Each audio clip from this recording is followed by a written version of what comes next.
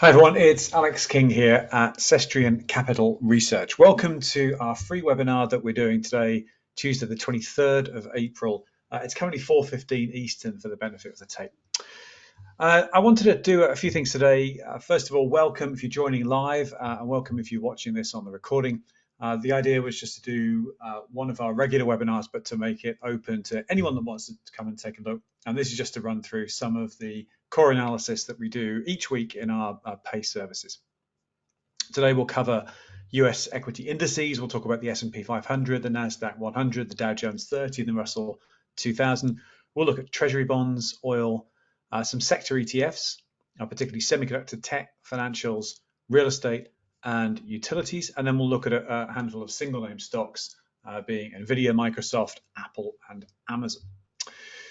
Before we do any of that, just a quick word about Cestrian if you're not familiar with us. So we're an independent investment research business. We're a grown-up, serious company. We're SEC regulated, based in Newport Beach, California. And we are a pure play research business, which is to say we don't provide any other capital markets activities. We don't raise capital for companies. We don't advise on IPOs. We don't do M&A work. And we don't do any sell-side research, meaning we don't publish research on behalf of companies whose securities we're looking to represent. All our work is so-called buy side. It's prepared from the perspective of the investor, and our subscribers range from investment funds through to investment advisors, through to high net worth individuals, and those folks who are just getting started and are looking to learn how to invest and trade. And the methods we use, we combine technical analysis, which is to say looking at pattern recognition in charts, and we use fundamental analysis, which is to say looking at the financials of the underlying companies that issue the securities, the stocks, and the ETFs that we cover. So without further ado, we're going to move on. If you're interested in any of our services, just go and take a look at our website, cestriancapitalresearch.com. We'll put a link to that in the YouTube video as the first comment. And any queries that you might have at all, a number of ways to get in touch. There's a contact form on our website. You can use that.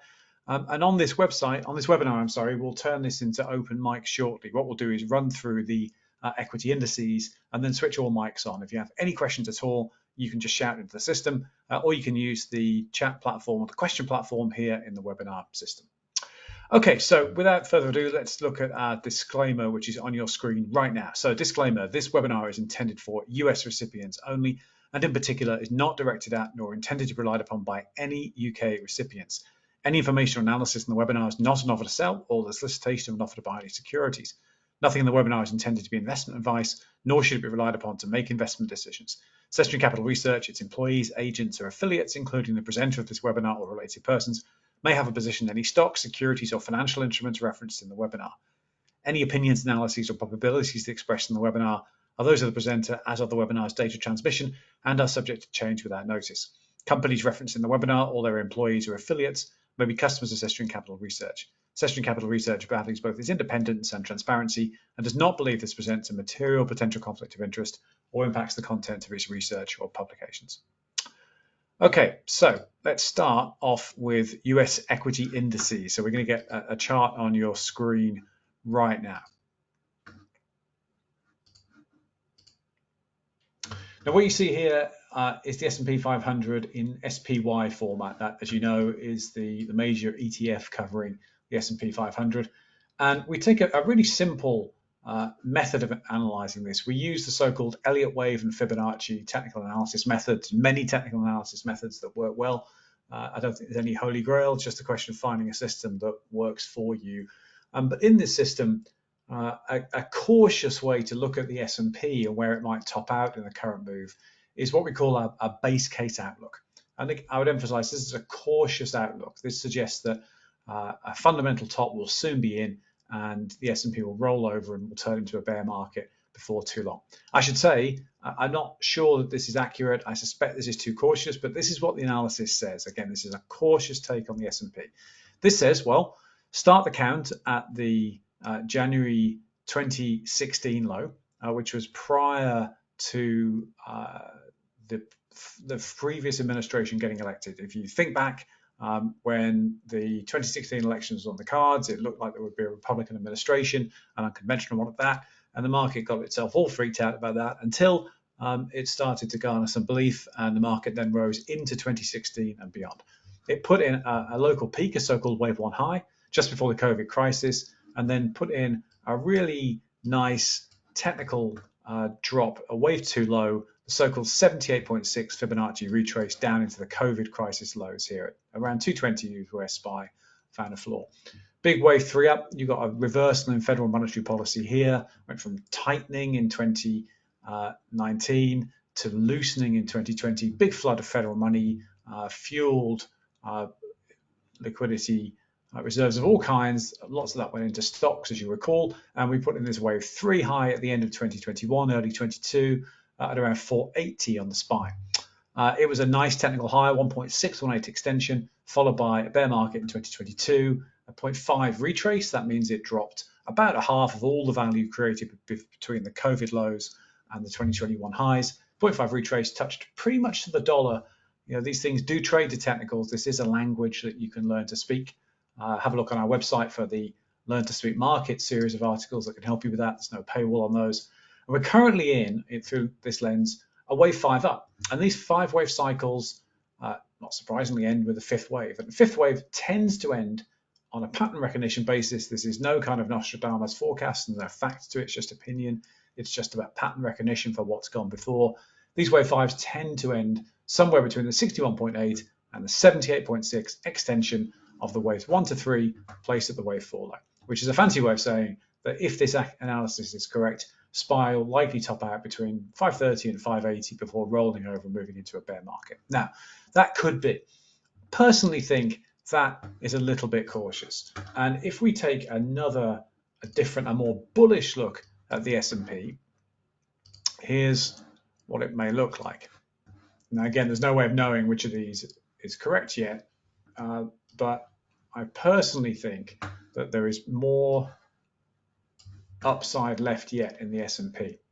And I think, and you'll see this with a number of our charts, that actually a great place to start charting in recent years is the COVID crisis lows. Why? Because so much changed, primarily because monetary policy changed. You know, there's lots that drive stock prices. You know, earnings is a factor, sentiment's another factor. The number one driver of stock prices is monetary policy, which is to say, is there more money coming into the economy from the Federal Reserve, or is there less money in the economy being taken out by the Federal Reserve? And that pertains to two things really. One, interest rates, and two, quantitative tightening or quantitative easing. In other words, printing money or sucking money out of the system. Well, the COVID low was a watershed in that moment. It saw an unprecedented flood of money printing and an unprecedented drop in interest rates. And not surprisingly, that drove securities prices up. And that's why we see this rapid rise, you know, despite everything that was around us in the economy at that time, despite, you know, the apparent end of the world and all of that, from a low of around 220 to a high of around 480. That's an incredible move in, you know, March 2020 through to January 22. Now, less than 2 years.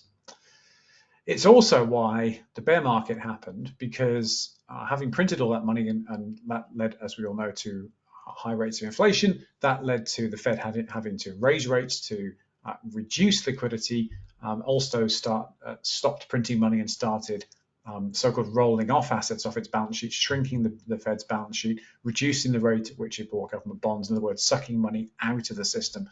And we see the bear market set in from the start of 2022 to almost the end, a low in October. And again, looking at this lens, it's a 0.5 wave 2 low. Now, that's not much of a wave 2 low. And if you're going to argue with this bull case, you'd say, yeah, that's not enough of a correction. But it's an okay wave 2 low. Now, if this is true, we could maybe see the S&P run as high as 610 on the SPY or possibly 770. Again, this isn't any kind of call for what's definitely going to happen. This is just pattern recognition, but it is quite possible that we're simply halfway up a wave 3 at the moment, a wave 3 that runs from the 2022 lows, which was around 350 on the SPY, to around 772, which would be a technical high at so-called the 1.618 extension.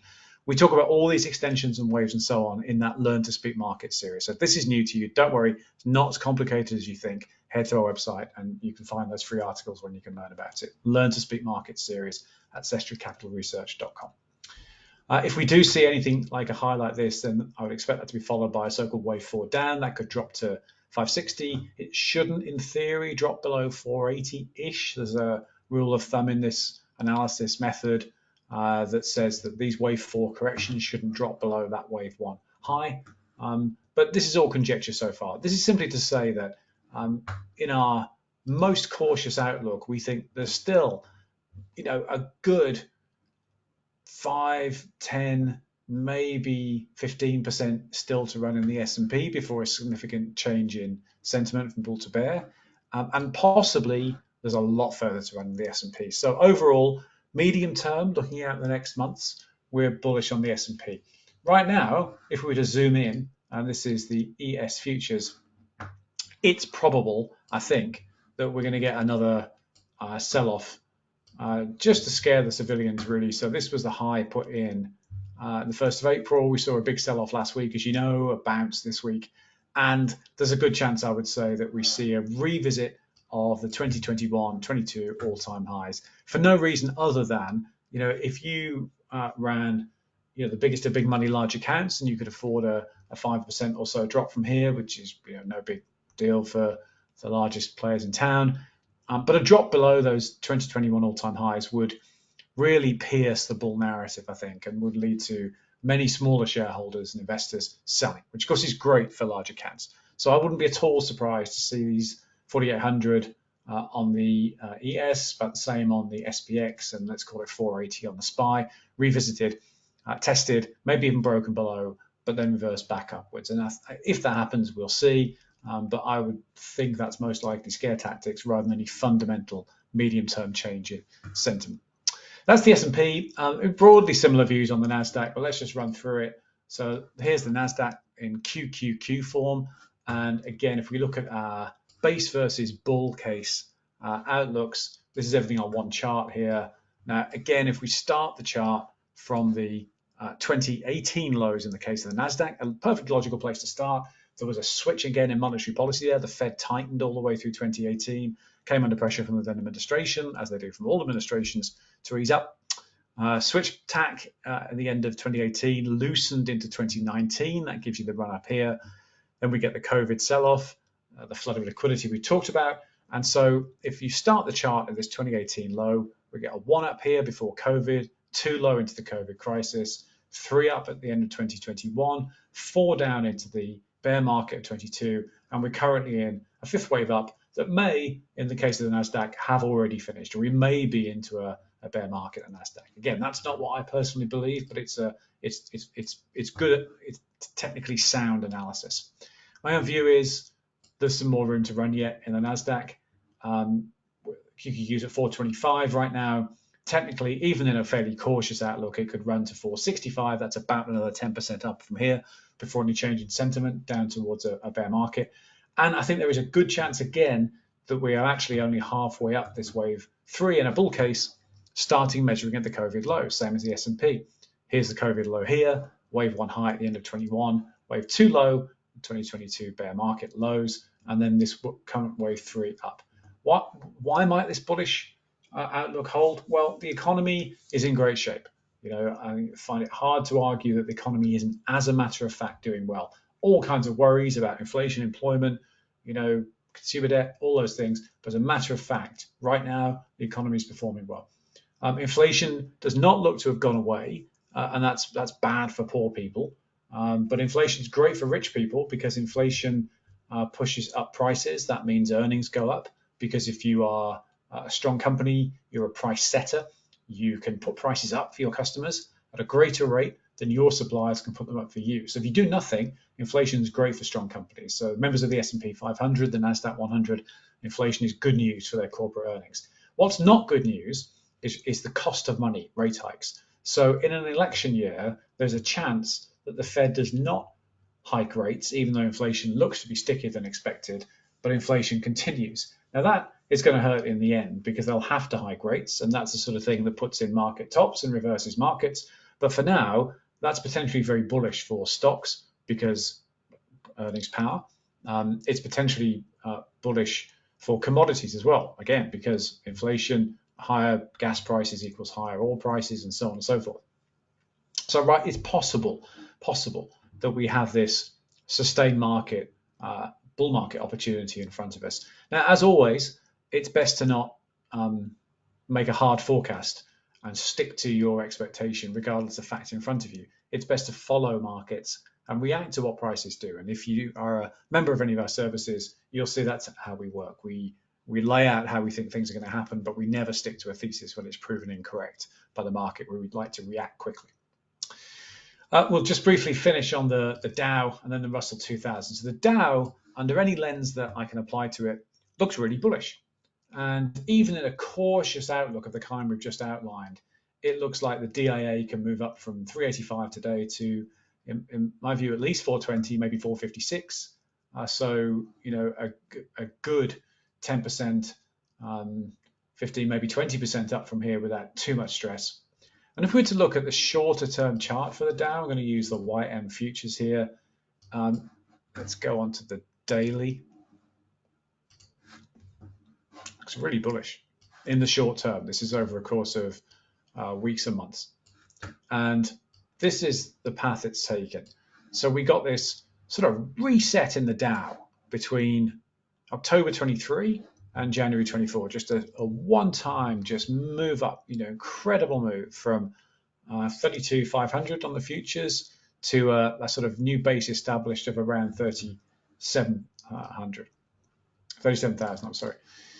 And then here's what's happened since. So this is January this year. We get a move up from, let's call it 37,300 up to 40,300 pretty quickly. And then a rapid sell-off from the 1st of April down to a low that was first struck on the 15th of April. So just 2 weeks to surrender around 80% of the value that's created from January to April. Now that's typical for the ebbs and flows of markets. You'll hear people talk about the escalator up and the elevator down, and this is what people mean by that. Now the Dow held support at this level for 4 days, Monday, Tuesday, Wednesday, Thursday last week. Overnight on Friday, it plunged down when there was fear about escalation between Iran and Israel, but quickly recovered those and has put in a really strong bull move for the last 3 trading days. That's Friday. Friday was brutal for the S&P and the NASDAQ, but it's great for the Dow. Monday and Tuesday today. So Dow is in, I think, a sustained move up. Now, you would expect that move up to be retraced, to drop a bit, but I don't think it's going to drop all the way back to where we were last week. I think we'll drop 50, 60, maybe even 80% of the value created since last week in a so-called wave too low, but I think then we can move up again. And so I'm pretty bullish on the Dow. For disclosure, I personally am long the S&P, I'm long the NASDAQ, and I'm long the Dow. And I'm also long the Russell 2000, which we'll show here. Russell looks a lot like the Dow. It doesn't look much like the NASDAQ at the moment. The Russell peaked. This is the RTY futures. Peaked 1st of April again. Big sell-off over the last 2 weeks. Spike low on Friday, as you can see, but closed green a little bit, but did close green on Friday when the NASDAQ and the S&P were in deep trouble. And then has put in 2 big green days, Monday and Tuesday. And again, I would expect the Russell to do the same thing, climb this set of stairs with a 1 up, a 2 down, a 3 up, a 4 down, and so on. So I personally am bullish on the Russell. I am long the Russell. Okay, that's equity indices, and that's our take. Now, before we go on to anything else, I'm going to switch microphones on. And so if anyone has any questions that they'd like to ask, there's a number of ways you can do that. You can fire questions into the system, just open your mic and shout. You can use the chat or the question functions here in the system. Now, in my experience, I will say people are often reluctant to ask questions on these webinars. And as many of you are new to us, then I understand if that's the case. I will say that we have a simple rule in all of our chat rooms and webinars, which is there's no such thing as a dumb question.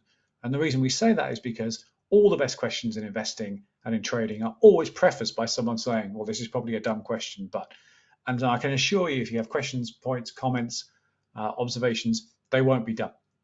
You might think they're simple. They're not simple. The hard questions are always simple. So even if you don't feel like joining in this webinar because you're new here, I would encourage you to post questions in the system, in the webinar system, or failing that, post them on the YouTube video that we'll publish later on.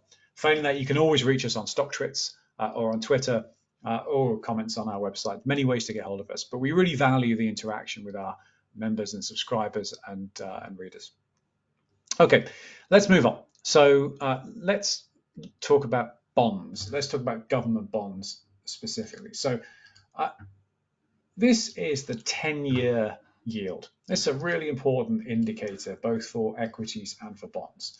Now, yield, as you know, is the effective return that you're earning on any particular bond. So the price of a bond goes up, the yield, the amount you're getting paid as interest, the yield compared to the purchase price goes down. So in essence here, this is a 5-wave cycle of the 10-year yield that again starts at the COVID low. It came as a surprise to me, to be honest, as an equity analyst, that you can chart yields in the same way that you can equities. But yields are just a price, and they are priced by institutional behaviour the same way that equities are. So I suppose it shouldn't be that surprising.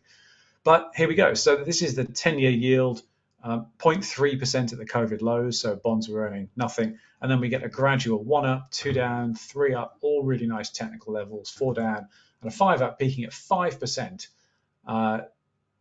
2.5 years later, at the end of October 2023. And we're currently in what I think is a so-called A, B, C correction down, where we've got this initial drop in the yield that coincided with a big run-up in equities from October 23 to January 24, a move up in the yield. So yields are going up, bond prices are coming down. And I think that we're about to see a further correction in the yield. Now, this is not based on any kind of fundamental analysis, no kind of bond trader, no kind of macroeconomist. This is purely based on technical analysis. Now, if that happens, then the two ETFs that we track to follow government bonds, that's TLT, which is an unleveraged ETF, and TMF, which is a levered ETF, ought to benefit. Now, this here is TLT.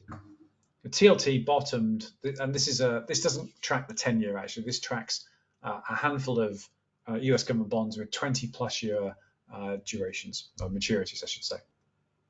But this is the low in TLT, 20th October 23, and that corresponds pretty well with the peak in the 10-year yield to the day, actually. Let's go back to TLT. As the yield dropped, the price of bonds moved up. So TLT moved up from a low of 82 up to 100 pretty quickly between October and December last year. And as yields have gone up, the price of bonds have come down. And so TLT has been in a correction, an A, B, C correction down. And it's hovering around the so-called 61.8 Fibonacci retrace. Again, that sounds complicated. It isn't really. It just means that at a 61.8 retrace, it means that there's been a correction giving up about 62% of the prior move up. And these levels here, these Fibonacci retrace levels, they're guidelines. They're not magic. But again, take a look at that Learn to Speak Market series on our website. The institutions trade using these Fibonacci levels. And so they're never dot accurate. They're never perfect. But they give you a kind of compass, a sort of method of navigation to where securities might find support and resistance, where they might reverse, and so on. And this is a system that anyone reasonably numerate can learn if you put the time in.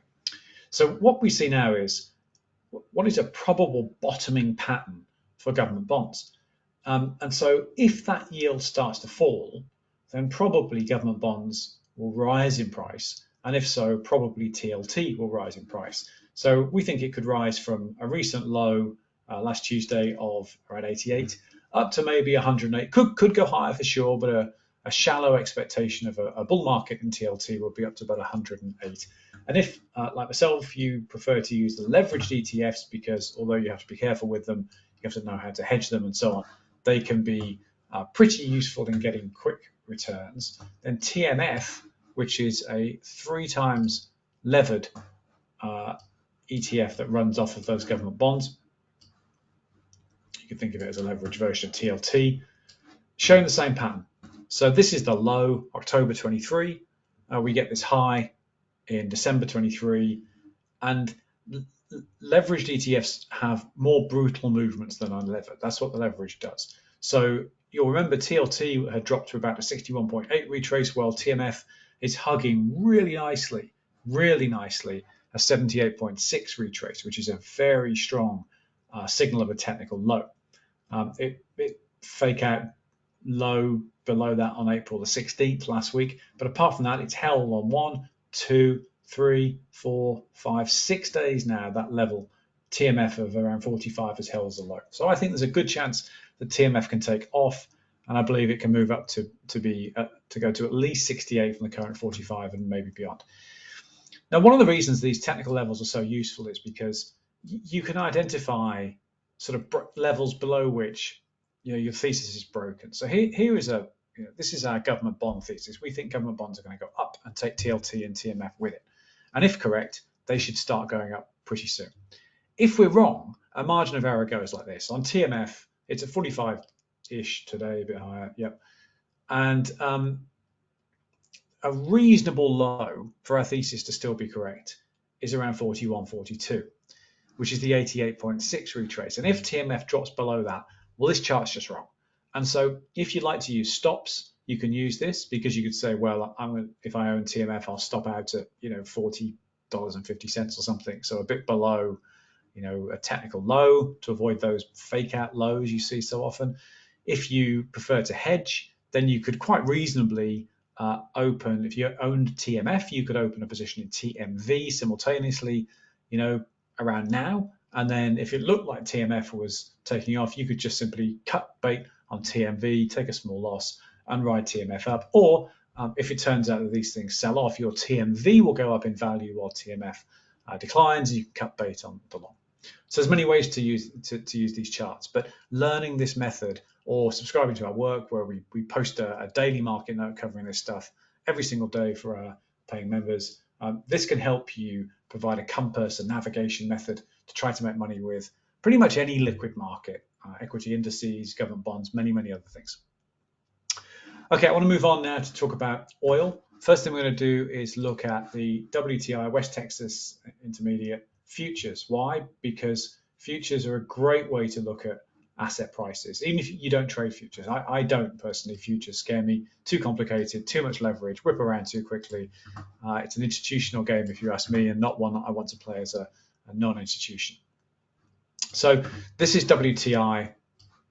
And again, this is what we see. A low back in June at around 67. A high put in September, around 92. A wave 2 low, look, that 88.6 retrace again that kicks in there, that holds December 23, tested again in January, tested again in January, and has since started to move up. And I think that this is in a wave 3 up. And if this is in a wave 3 up, then as a minimum target, WTI ought to be able to hit 94, and maybe it'll hit as high as 109. Now, this little pattern here is important. So oil shot up as political tensions heightened a couple of weeks ago, and WTI was holding over a level about 84 quite nicely, and it plummeted below that last Wednesday as things eased. Personally, I played this as follows. I am long UCO, which is a levered long ETF. We'll look at in a moment.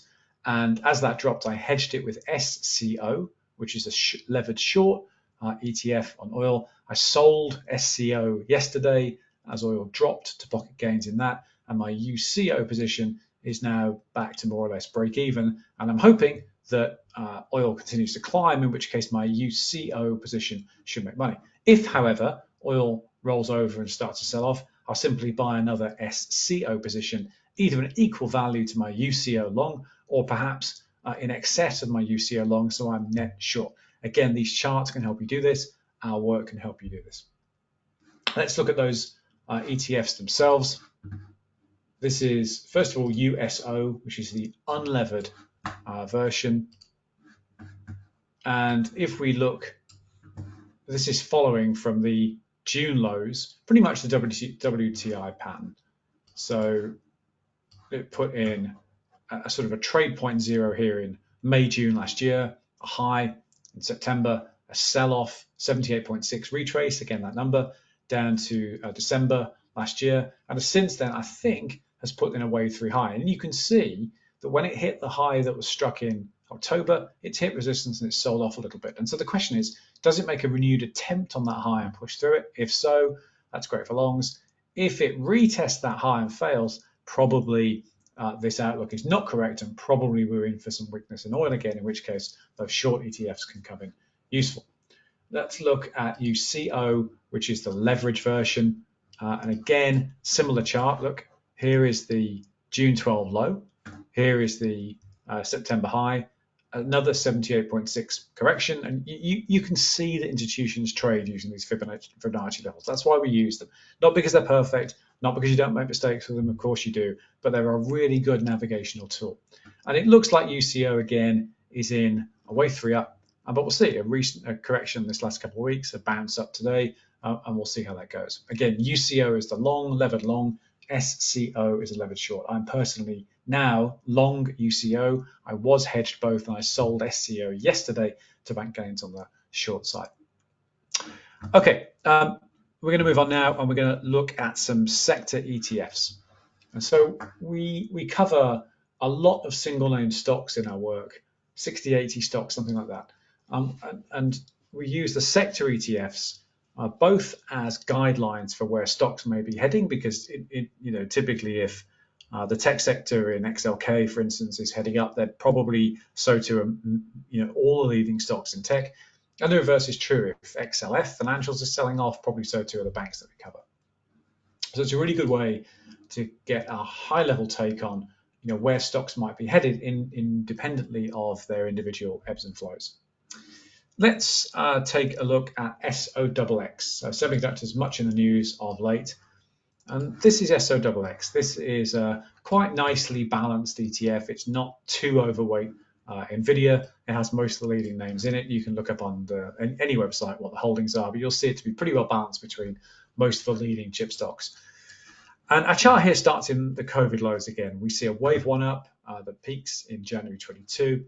A wave 2 low at the end of the bear market, October 22, that was somewhere between the 61.8 and 78.6 retrace. And I think we're in again a wave 3 up now. And this wave 3 up in the SOXX, I think, can reach, let's call it 307.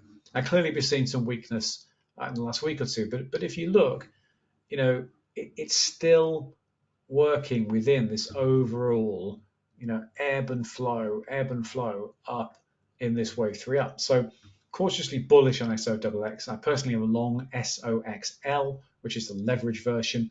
And if we take a look at SOXL, here's how this looks.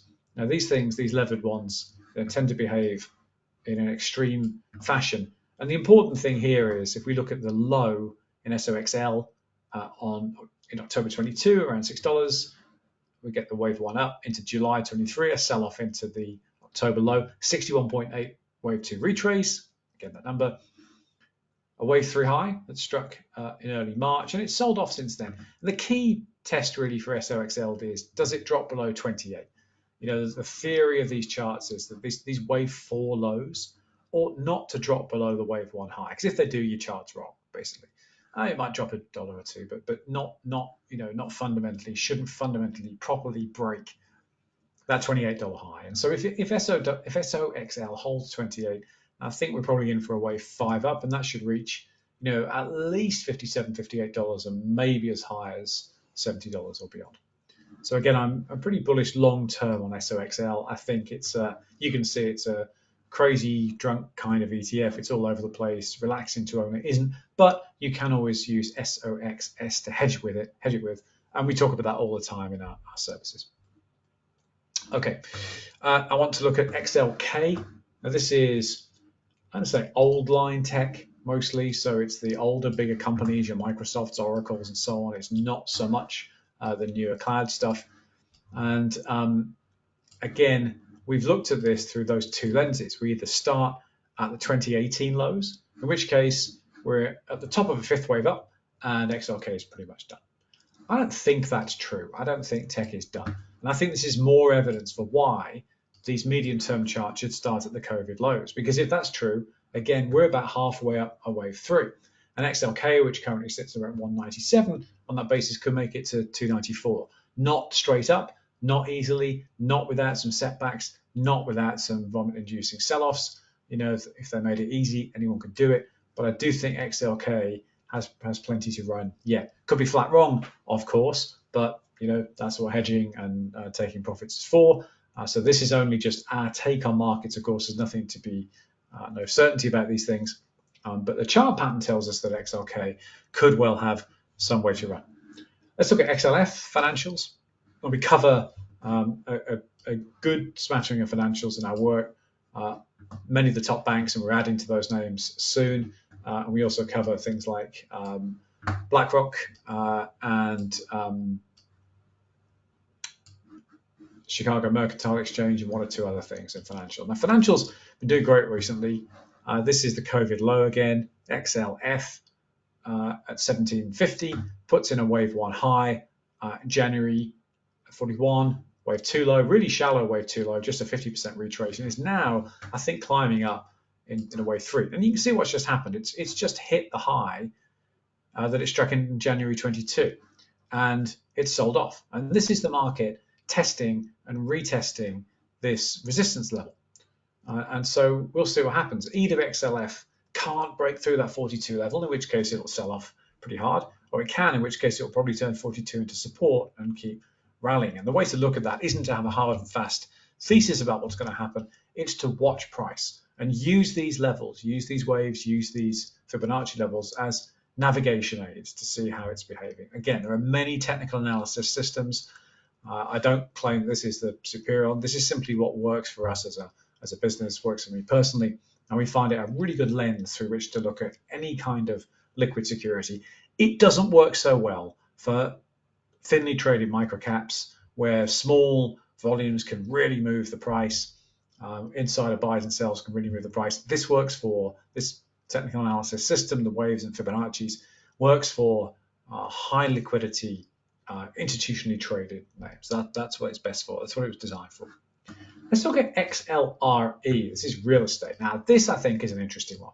Now, as everyone knows, the real estate market has 1,000,001 problems. That starts with office occupancy post-COVID and ends with high inflation and rates and all of that. No one wants to touch real estate, right? Well, that could be true, but very often stocks run ahead of reality. Stocks aren't driven by the news. The news is only what somebody who controls the news wants little people to think. Stocks run ahead of the news. If you want to know what the news is going to be, watch a stock chart. Stock chart reacts much faster to things that are happening beneath the surface than does the news. News will tell you about things that have surfaced. Stocks, liquid stocks, the equity indices in particular, will tell you what's happening beneath the surface that you can't see, but Larry Fink probably can see. Now, this is XLRE, real estate ETF. Hits a rock bottom low in the COVID crisis for obvious reasons. Moons off of the back of free money. So goes from 25 to 52 in the space of no time at all, and then puts in a wave two low, close to that 78.6 retrace. And you can see that the Fibonacci levels don't work perfectly, not to the dollar. But you can also see that if you said, well, this is a wave two sell-off, I don't expect it to go below that 78.6 retrace. And once it hits the 61.8 retrace, I've got my antenna up for reversal upwards. That's how this system can help you. So XLRE hits a low in October 23, puts in a sharp reversal upwards, peaks so far in December 23, a small sell-off, and then a little move up and another sell-off here. And I think that XLRE is under accumulation, meaning there is a high volume of stock being traded in this sideways range. This grey bars on the right-hand side are volume by price, so it's a big bar means there's lots traded in that price zone. An XLRE between about 35 and about 40, there's a lot of volume there. It could be selling, but it's at the lows. So probably that's not institutions selling. Probably that's institutions buying. Not definitely, but sideways price action, high volume at the lows, very often institutional accumulation. And if so, which is naturally why we have this in this accumulate zone, we rate XLRE at accumulate, meaning if you want to mirror big money, pick up a stake, build a stake slowly over time. This, I think, means XLRE can move up. And why might it move up? Well, it might move up if the economy continues to improve, if rates don't hike, if rates get cut, that's going to be great for real estate. But even if rates just don't get hiked, whilst inflation continues up and the economy continues up, that can also be great for real estate. So XLRE, I think, is a really interesting sector ETF. And we'll finish with XLU, utilities. Boring, nobody wants to know, as everyone knows. Why on earth would you want to invest in utilities? incredibly dull? Well, the answer is because you might have to be a bit more patient with this than semiconductors, but it trades really nicely to technical analysis. So this is XLU going back to the 2022 lows after the dot-com crisis. And remember, this is utilities, boring electric companies. And this thing moons from $15 in October 2002 to $45 pretty much in the early stages of the financial crisis. It then sells off from 45 down to 22, again, almost touching that 78.6 retrace into the financial crisis lows. And then look at this, it's only up from 2009 at $22 to 2020 at $71. It's only up. Now, it's the 3x in many years, but it's only up, and it's utilities, and it's paying a dividend. So this thing is boring for sure, but it can be traded really nicely. Here comes the wave 4 low, and that's the COVID crisis lows. It dumps into the COVID crisis, but very quickly puts in a wave 5 high, peaking in September 22. An ABC correction, and then which is basically rates going up. And if rates are going up, that means the return on money, cash money, is good, and the dividend yield from utility stocks is less interesting, carries equity risk, but you're not really getting paid for it compared to money market accounts paying 5% odd. So you get this ABC correction, puts in a low, October 23, and now looks like it's in a new wave 1 up. So XLU, again, we think has a bright future, not the world's most exciting fund, but again, pays a dividend, pretty reliable, unlikely to go to zero overnight, unlike some things. And here's the low in October 23. This is on a weekly chart now. Recent high in December, 61.8 wave 2 correction in this local chart, moving up through our accumulation zone. And if we were to look at the volume by price chart and we were to start it just at these highs here, again, you can see that certainly between 62 and about 67, this thing looks to be picking up quite a lot of buys. So we think XLU can move up as well. For disclosure, I have no position in XLRE or in XLU. This is purely technical analysis. Okay, any questions on those things, folks? Sector ETFs or oil or bonds before we move on to 4 single name stocks to finish off the session? If you have any questions, mics are open, so just unmute yourself and shout into the system, or you can post questions in the system here. Again, if folks are feeling reluctant to shout, I understand, you'll be new to us, but any questions you can think of, post them to us either in comments to the YouTube video here, or you can reach us in the contact field on our website, or you can find us on StockTwits, and you can find us on Twitter. So let's finish off with 4 single name stocks. I'm not going to look at any numbers. These are purely technical assessments. We do cover all of these on a fundamental basis. They're all in very good shape. Even Apple, that's obviously everyone's miserable about at the moment. In fact, let's start with Apple. I think Apple is going to move up. I know it's not a popular view, but this is what I think Apple is doing. So here we have the COVID crisis lows, 53, all split adjusted, moves up to a 180 for the January 2022 highs. Barely corrects if you think about how brutal the NASDAQ dropped. NASDAQ dropped to the 61.8 retrace. The S&P dropped to the 50%. Plenty of other things dropped 80, 90% in 2022. Apple, dropped to about 40 odd % from peak to trough. Pretty good. And it didn't spend very long down in that trough. In fact, it mooned out of the January 23 lows right up to these July 24 highs. Now, everyone's very miserable about Apple for all the reasons that you can read about everywhere.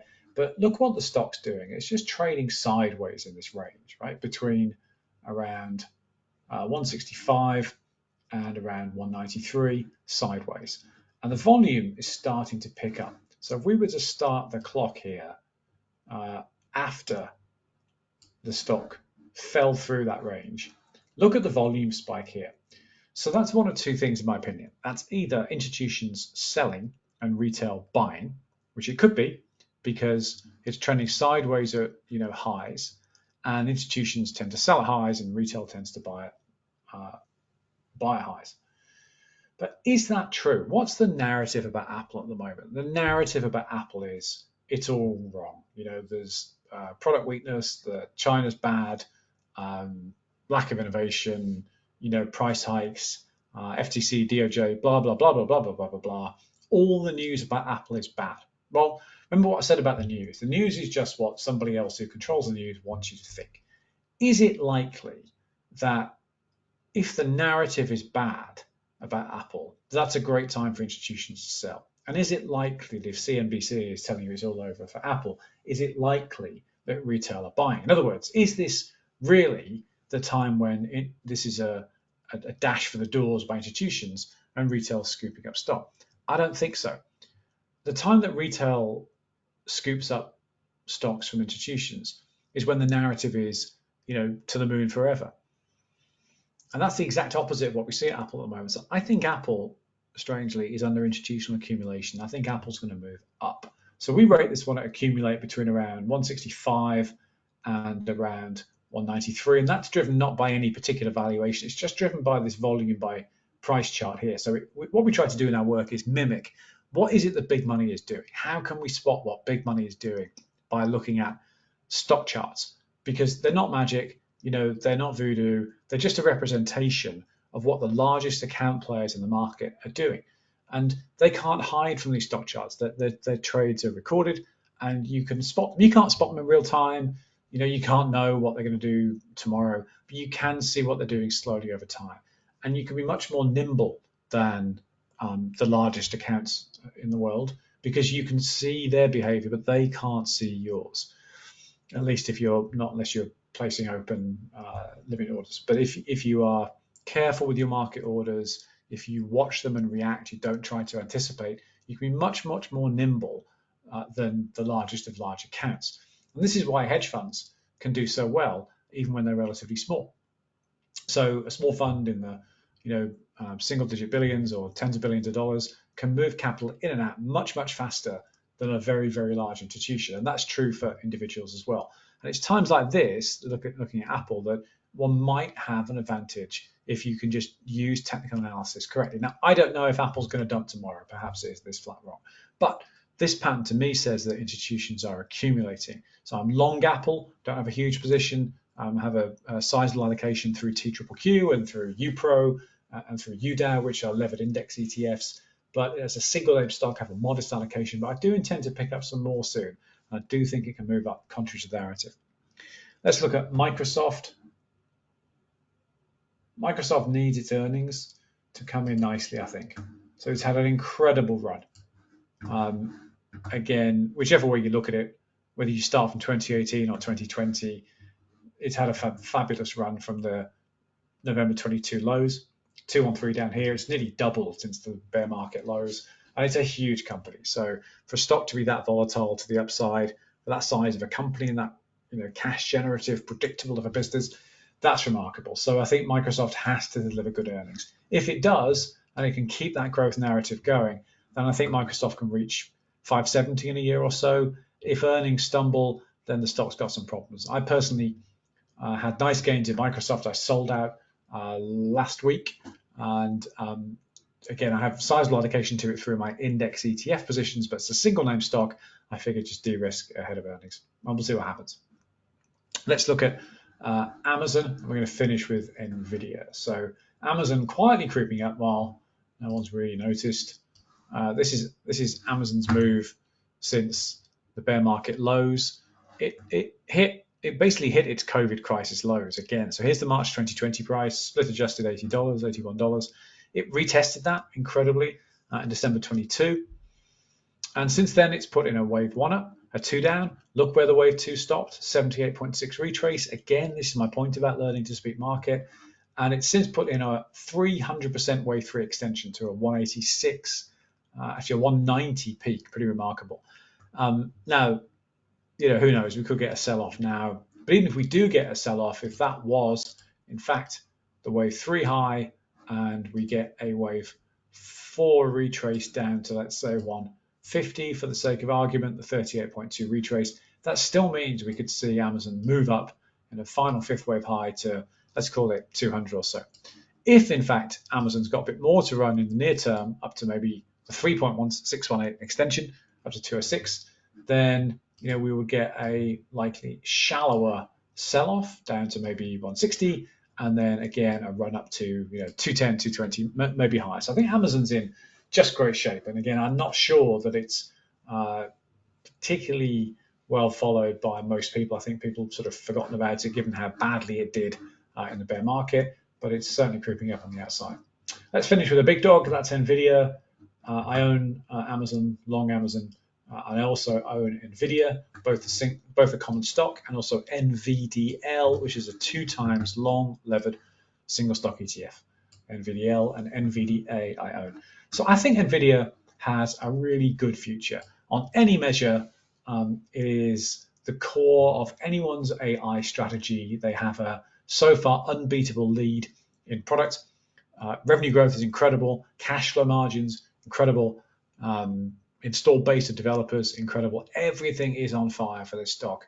And that's not going to change fundamentally tomorrow. Could change in a year or two. It's not going to change tomorrow. And so the stock is just volatile. So the last run where it was driven by the Bitcoin mining narrative, the stock went from $34 split adjusted in 2019 to $350 split adjusted in 2021. So it put in a 10x move in 2 years between 2019 and 2021. So anyone who tells you that NVIDIA can't go from 100 in 22 to 1,000 plus this year, well, it 10x'd already in the 2 years between 2019 and 2021 off of the mining narrative. Sold off in the bear market, 78.6 retrace that number again, and we're just climbing our way through now. So I believe that NVIDIA will continue to be volatile, no question, but I do think the stock can move up, and I'm long it for that reason. Okay, folks, we're pretty much out of time. Hopefully you've enjoyed the session and found it useful. The video will be posted in a couple of hours on YouTube once it's been upscaled to HD, so take care to have a look at that. And if you're watching this on the recording, hope you found this useful. Reach out to us any which way you like. Use comments in the YouTube recording. Again, there's a contact link on our website. You can find us on StockTwits, and you can find us on Twitter. Thanks, everyone. Anything you'd like to know about us, sestriancapitalresearch.com, and you can learn all about our work. There's plenty of free work you can sign up for there, and pay services in various tiers depending on how much intensity you're looking for in your trading and investing services. Thanks, everyone. Talk soon.